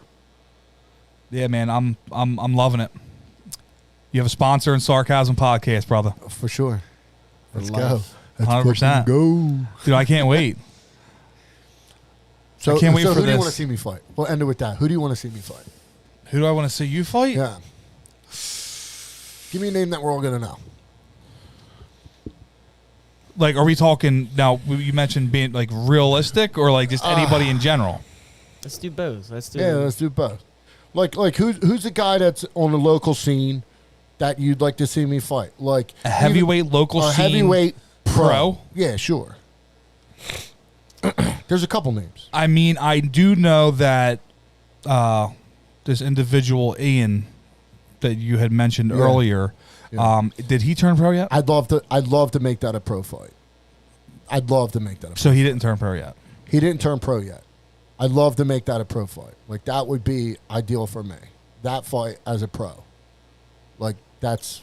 So I see. That's what I want to do. Well, that's what I'm saying. So, like, when we brought up earlier about the grinding fight that you had, you said Raiden was one of them, and so was Ian. Yeah. I kind of feel like that. I feel like that run back has to happen. I mean, dude, it's going to be a fucking war, and it's like, fuck you. I'm going to get punched in the face so fucking hard. Dude, fucking Kyle. Dude, Kyle punched. Oh, I was going to ask you about that. You said Kyle. My God, Kyle opened you up. Listen, my fight was like, I don't know, fucking what, 2 weeks ago, 3 weeks ago now, right? Right. And my I got punched, and my fucking nose opened up, and the hotel room bathroom looked like a murder scene. I swear to my hotel, like, the cops were called after I left. There was fucking blood everywhere. My nose was just leaking.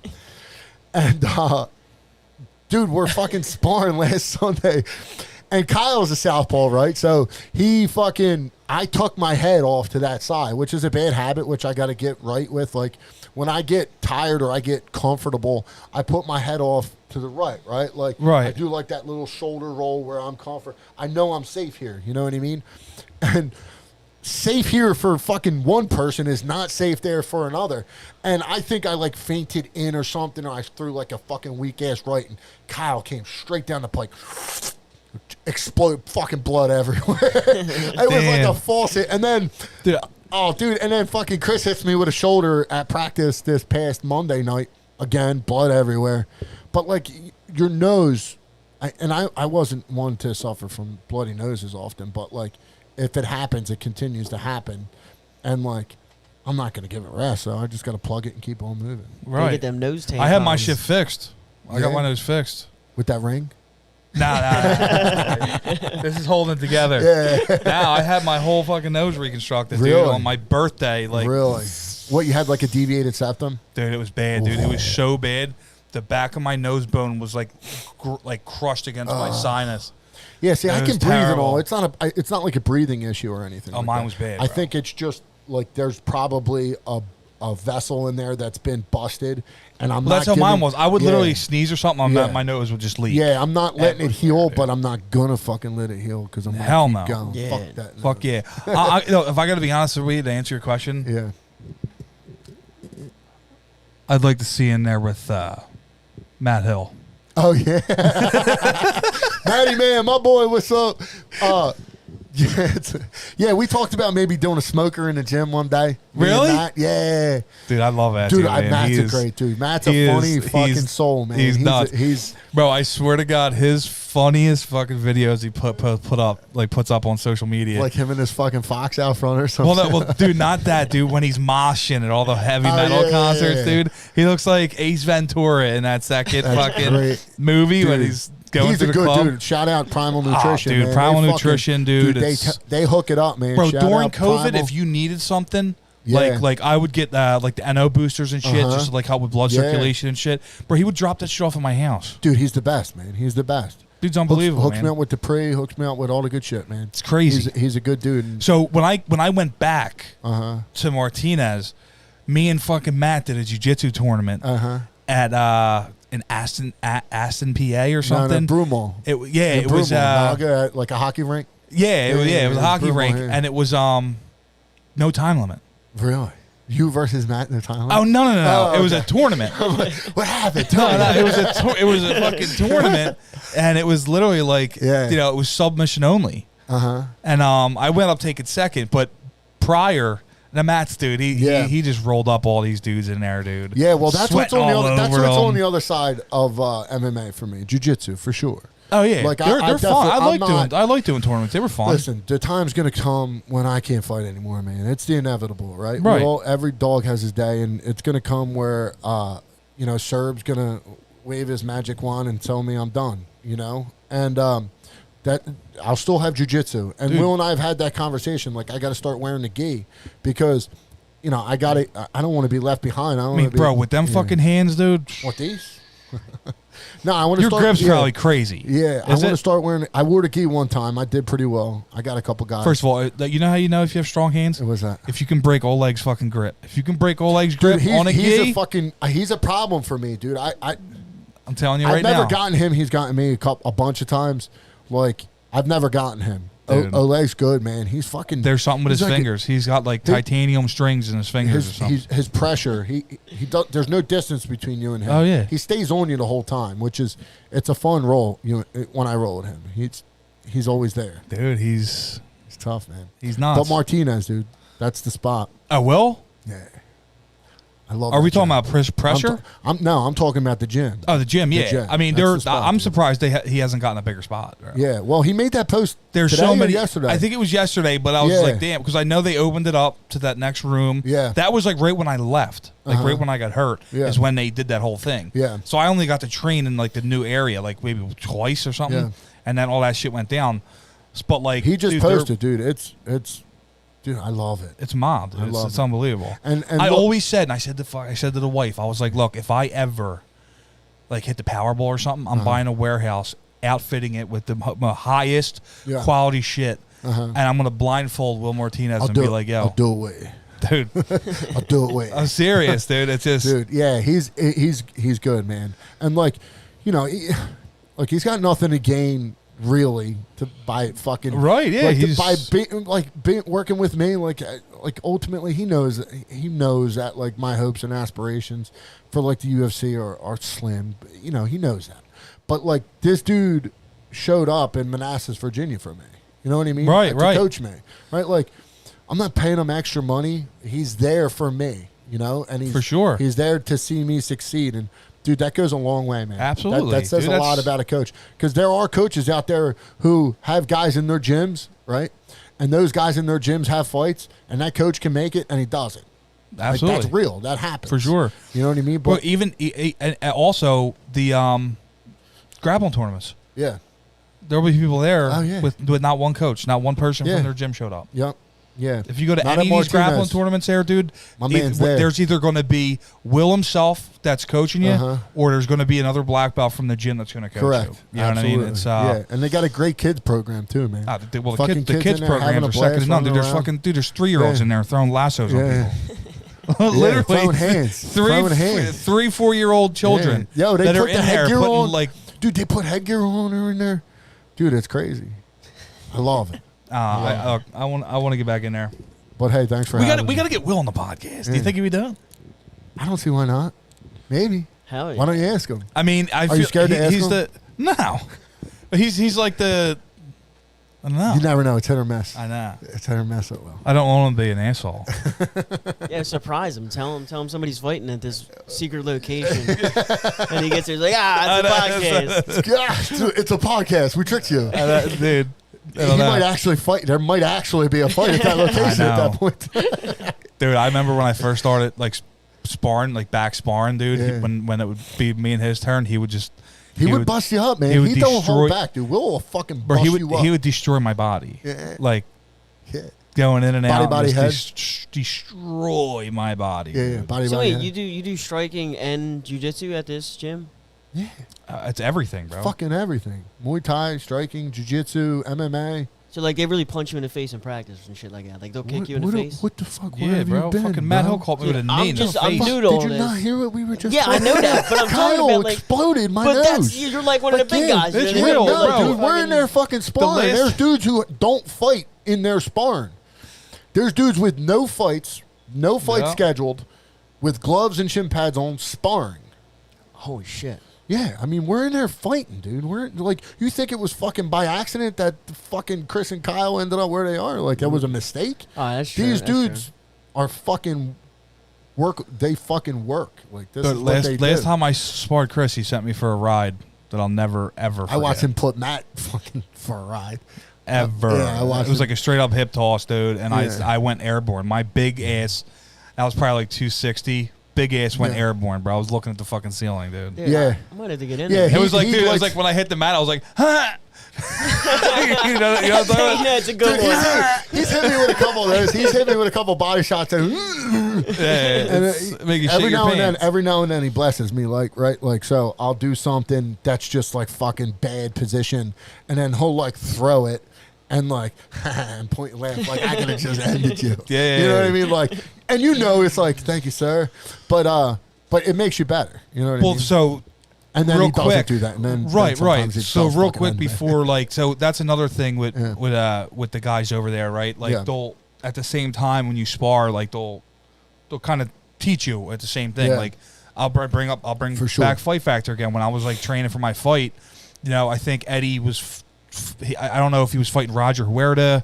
I don't know who he was fighting. He was in Bellator, and he would bring Frankie Edgar to Fight Factory, and like Yeah. sparring was every Saturday morning at 10 o'clock, and it was the same thing as Martinez. Yeah. Like every 2 minutes you rotate partners or whatever, and yeah, like if you would spar, you know, any of the pros or whatever, they'd fuck you up if they wanted to, but they would teach you. Yeah, They would do no. the same Listen, thing. for every time, you know, they fuck you up, like it's probably a 3-to-1 ratio. They're fucking you up 3 out of 4 times. You know what I mean? Like, so they'll teach you via fucking you up, and then the one time they'll be like, "All right, now let me show you what you're doing wrong." Like that's the experience that I've had. Like, but you know, that's just me. That's how I learn. Sometimes I got to get punched in the head in order to learn not to do that, For or sure. get choked out. Absolutely. Or get choked out. Like, don't put your fucking head there. I'm gonna choke you. Have you been choked out before? Yeah. You've not out tapped? cold. No, not out cold. Oh, I was Listen, about to fucking- say, damn, dude. Chris had me. What the fuck did it have me in? A head arm choke, and it was like I'm looking at the clock, and it was like the end of the round, and I'm looking up at the clock, and it's like 5, 4, and I feel myself going out, and I tapped with like fucking 2 seconds left. I was so mad at myself. I'm like, dude, I went home like motherfucker. But I've never been put out. I've never been put out because, you know, just tap. Right. Just fucking For like sure. take your ego, shove it up your ass, and just fucking tap. Like, Right. there's no reason for you to be asleep. Right. Like, there's no reason for you to fuck.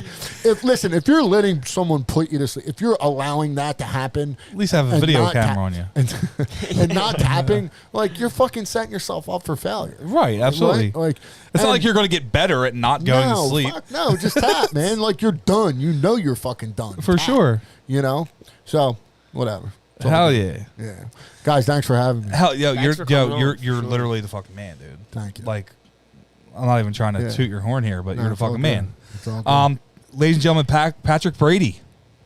I can't wait to see this next fight announcement. I feel like I already fucking made it. Nah, I don't know. I don't know yet. No, dude, We'll look, see. hey, look, man. Who knows if it does or it doesn't happen? I'll be training. But you will be in there again. Yeah, I'm going out to Vegas with Chris for his fight against Shamil. So I'll be at the Really? Yeah, I'll be at the Performance Institute with him. And Are you cornering him? yeah, it's gonna be me, Kyle, and Will Really? out there for the Ortega Volkanovski card. So, Ew. yeah, I'm going out there with him. I'm fucking Dude. super stoked, super grateful that I have that opportunity that he's going to let me go out there. And do Right, that. right. You know what I mean? Because, dude, that's a once in a lifetime chance. Oh, for sure. Look, I got into this fucking sport 2 years ago, and I'm going out to 3 years ago. I'm going out to fucking Vegas to corner the top 10 heavyweight in the world. Like, how fucking sick is that? Dude, fuck around and just grab one of the heavyweights and just start beating the shit out of him. I can't do fucking Connor with his terrible ideas. You'll definitely get somewhere. No, I gotta be fucking cool, dude. Dana White will be like, oh, who the fuck's that guy? Or he'll be like, get him the fuck out of here, put him on a plane, get him out of here. Chris, your fucking flight is canceled. Listen, you gotta be smart. I know, right? Come on, man. You can't go out there acting like a knucklehead. You gotta be cool. You gotta be like, I think what you could do, though, honestly, if, like, you know, pre or post, you go in front of the camera and call out like Bam Bam or something. Yeah, listen, my own camera ideas are terrible. I told Andre, fucking. Bro, first of all, the picture that I used for the flyer, yeah, how funny dude, it was. Yeah, dude, you're so Freddy fucking. Krueger. You're out there, dude. You're fucking out there, and your adrenaline's going, and you don't know what the fuck's going on. And I'm making faces, and are you not entertained? Yeah. Dude, it was fun. I swear to God, I was screaming, "Are you not entertained?" Like a clown. It's all that, dude. I'm telling you, it's that adrenaline, dude. So fun. Turns you into another person. Oh my God. Turns you into another person. Dude. It's crazy. It's addicting, but yeah, man. Ladies and gentlemen, Patrick Brady, episode number 16. My guy. I can't wait to see you in the cage. For sure. The GOAT. Those of you that tuned in, be sure to give us a share. Subscribe. And like. Subscribe. Give us some subs. He knows the new lingo. Share. What's it? A sub? Hit that bell right around here. Yeah, hit the bell for the notification. I don't know. We'll throw it up. It is what it is. iTunes. We love you guys. Thank you to our sponsors for the episode. Stay tuned. This will be up shortly. And we're going to share everything. Patrick Brady. Awesome. Thanks, guys. Let's get it done.